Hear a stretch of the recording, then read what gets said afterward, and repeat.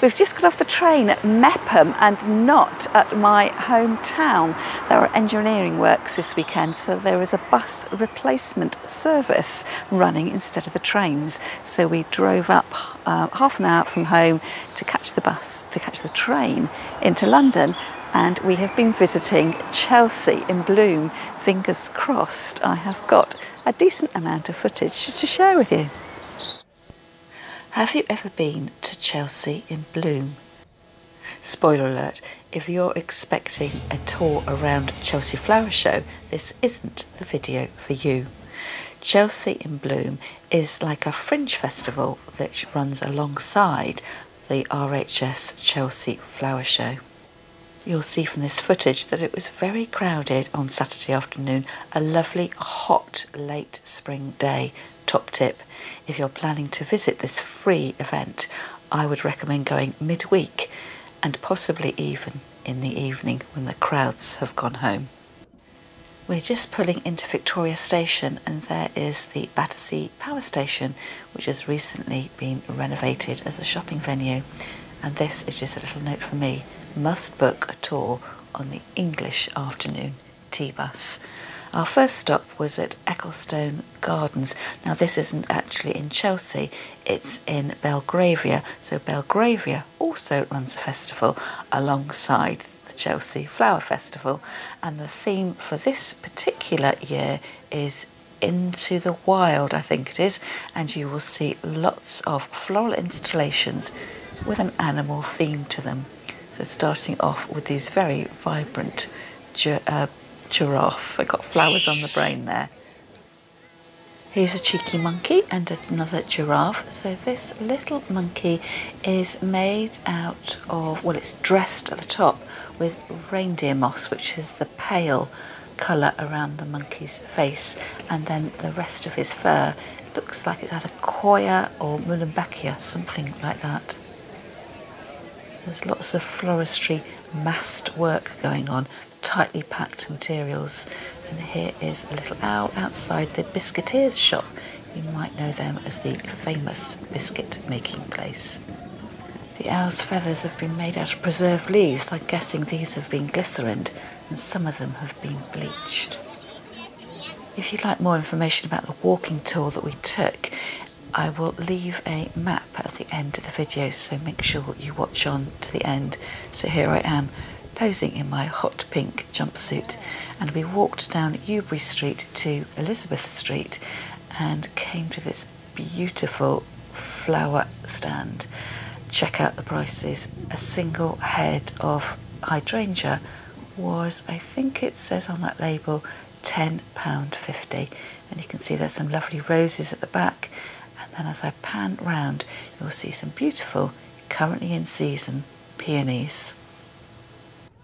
This shop is called Bailey and Sage, and it looks like a rather upmarket corner shop.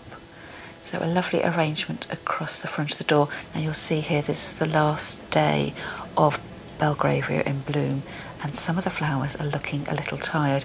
So we've got some bleached and dyed ruscus there, some trailing green amaranthus, some purple scabious and some lisianthus, but look at those roses, just a little bit tired after the heat. Now Peggy Portion is on Elizabeth Street. This cake shop always has a decorative detail around the door, so it's not just specially for Belgravia in bloom. And here we are looking at one of the fabulous fresh flower displays. This just looks like a mini Chelsea Flower Show. So it's reasonably quiet in Belgravia. We got to London about 2 o'clock. We probably spent an hour wandering around the streets here, and as we get closer to Sloane Square, it got really, really busy. This is Moses Stevens and a little chunky monkey and a parrot at the top there. You might know this as a famous London name, Florist. They've got some fabulous hand-tied bouquets all boxed up at the front door. And these gorgeous pandas, they're made out of pampas grass, or decorated with pampas grass. So the natural colour for the face and tummy and the arms and the legs have been dyed. Another little pan around the street. It's an absolutely beautiful area of London. Loads of places to eat and drink. We were really lucky with the weather. Blue skies all afternoon. I just love the colour, the fresh green of the street trees. I never did get a good look and see what variety they were. Really spring-like. This gorgeous installation here, all silk flowers, and you hear lots of people queuing up to sit down on the bench and have their photograph taken. Now, a real live installation here with the delphiniums and the love in the mist, and an artist on the street giving his own interpretation of the installation in front of him. Here we are on Pimlico Road, and this is another beautiful installation, an archway over the door into this pub and hotel. Artificial flowers though, but from a distance you couldn't tell, and in fact I'd probably say you could tell which were the artificial installations and which weren't, because the artificial ones were looking really fresh and perky, and the fresh flowers were looking a little bit tired, as it was the last day of the festival. Here we see a jungle inspired theme. Look at the parrot there, and there's some lush greenery. I can see some monstera leaves. There's asparagus fern. Butterflies. I think those are bromeliads with a bright yellow flower. And then here we have butterflies, and they are made with the helichrysum, or straw flower. If you're not already a member of my Facebook group Flowers Start World, you ought to head over to Facebook. I'll leave a link to it in the description underneath this video, but I know several of our members have been to Chelsea in Bloom, and they've kindly posted some photographs in the group so you can take a really good look at what other people managed to see over the course of the week. This installation here is Dalesford Organics. We visited their Cotswold farm shop last summer. Lovely crowns hanging in the trees, and you can just see the top of someone's head there as they're posing for a photograph.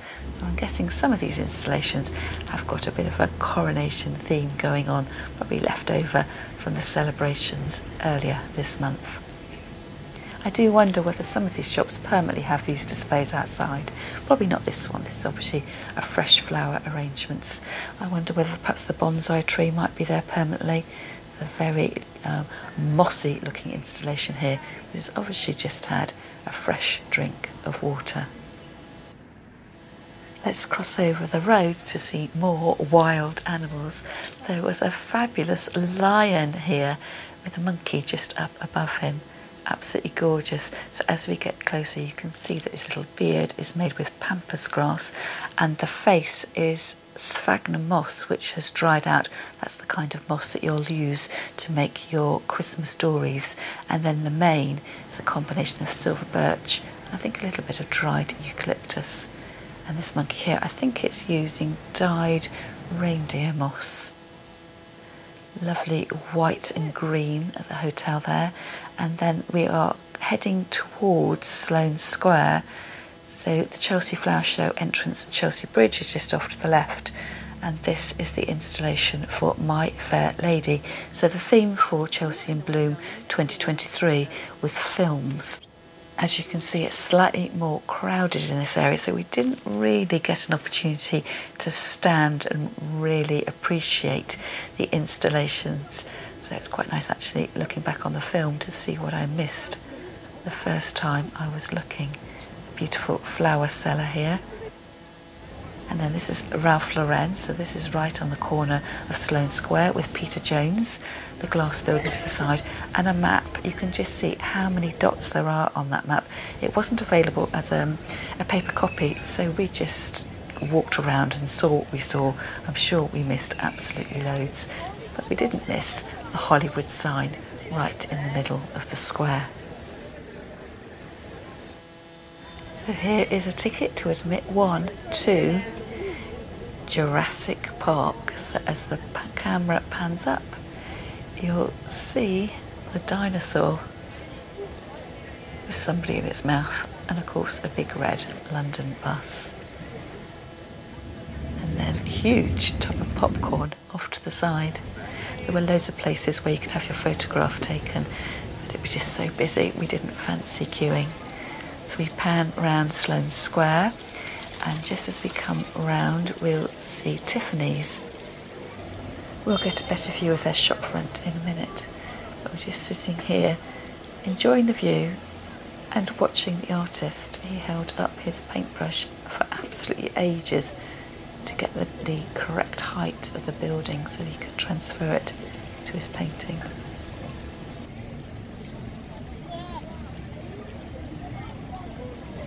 We then followed the crowds and took the zebra crossing over the road, and a sort of flyby of the next floral installation. You can see what I mean about it being so busy, and we didn't get a chance to look at absolutely everything, so sometimes it's just a fleeting glance, but we did spend a few minutes looking at this fabulous pearl and diamond necklace at Tiffany's, and then next door is Cartier.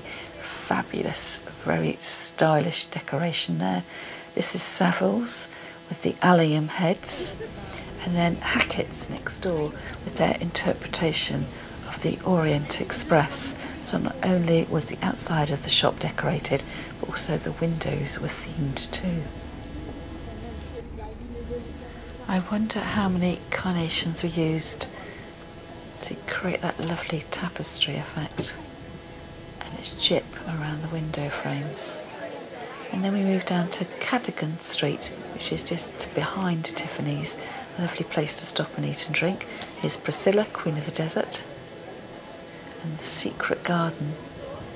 This one, I think a gold prize. Very classic combination of greens and whites. Can you name this film? Let me know in the comments. This is outside another branch of Moses Stevens.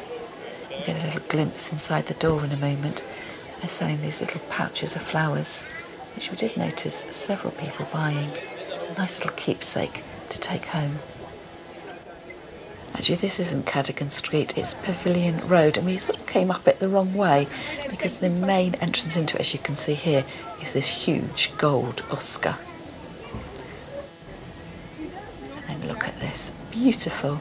Again, that white and green classic combination framing this window. And a few shops along, we've got Tigger and his friend Baloo. This is really popular with lots of children wanting to have their photographs taken next to it. And then we're just circling back to the King's Road, and this installation is at a shop called, I think it might be a restaurant, Meet the Fish, but these are little dolphins, I'm guessing. And again, they've been made probably on a wire frame packed with moss, and then these are the little dried straw flower heads packed beautifully together. We could have got a bicycle rickshaw ride around all the Chelsea and Bloom installations, but not quite as fancy as this contraption. This is the back view of one of the installations featuring a mermaid, so I guess it might be the film The Little Mermaid. And you might be able to hear the lady next to me saying that the tail of the mermaid she thinks has been made from honesty. Lovely succulents, lots of dried flowers. And from under the ocean to a field of pink daisies and a beautiful heart on the property next door. We were pretty hot and tired by this time, so we spotted a sign saying coffee at Rixo. Turns out Rixo is quite a high-end dress shop with a bar in the back. So we were rather pleased to be able to sit down, wait a service, and we had lovely cold drinks. You've spotted the umbrella, haven't you? This is Mary Poppins. And again, a little photo opportunity area. You could sit down on one of the carousel horses. Next stop was Duke of York Square. This is actually the area of open space next to the art gallery.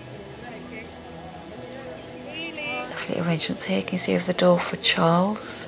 Outside Partridge's, the restaurant and bar. And then in the Duke of York Square, this is The Lion King, a really popular installation. It was 6, 7, 8 people deep, people trying to get photographs. Lovely zebra. And I don't know what this cat is about. Do you know? Let me know in the comments. and then back to a more quiet sophistication with an interpretation of Royal Ascot. Again, you can see the fresh flowers here, looking slightly weary in the warm weather. And in contrast to the quiet sophistication of Royal Ascot at LK Bennett, we have this really vibrant yellow display. It looks like the yellow submarine to me, with a sea creature, perhaps the tentacles of an octopus wrapped around it. Look really great, contrasted with the bright blue sky. This next installation is an interpretation of We Will Rock You. They were blasting out the music, and this is singer Freddie Mercury, I'm assuming, singing into his microphone, and then there's a guitar on the other side of the shop with a beautiful underplanted area. If you're ever in London, the Duke of York Square again is a really lovely place, a mix of shops and plenty of places to eat and drink. It was lovely to see these fresh flowers. So many of the displays were artificial flowers, so it was nice that they've chosen some long-lasting flowers that will see the week out. Then we move into another sort of meadow-style arrangement. See the Erasmus lilies, the foxtail lilies, the yellow spikes. Lovely cottage garden look. As we leave the Duke of York Square, we pass by a huge tub of popcorn and then go out through a floral arch. My camera never really focused here. It gives you the sense of walking through and then back out into the busyness of Sloane Square. And then we make our way back to the train station to go home. So another beautiful street. This is just moments away from Sloane Square, and as we're walking back, we're meeting the traffic coming the other way with the visitors leaving Chelsea Flower Show. Can you see that tall delphinium being carried home? But at 4 o'clock a bell rings, and those exhibitors who want to will sell off the exhibits from their stands, and there's always a mad rush for people to buy them. And then you see people cramming them onto the tube, and in fact we did get onto the train with somebody who had their bags absolutely packed with plants. We're retracing our steps now back to the comparative quiet of Belgravia, and then we go and have something to eat and catch the train home in the lovely evening sunlight. This is Mepham. We have now arrived at Mepham, a light here for the bus rail replacement service. So if you're planning to visit Chelsea in Bloom next year, where do you want to go?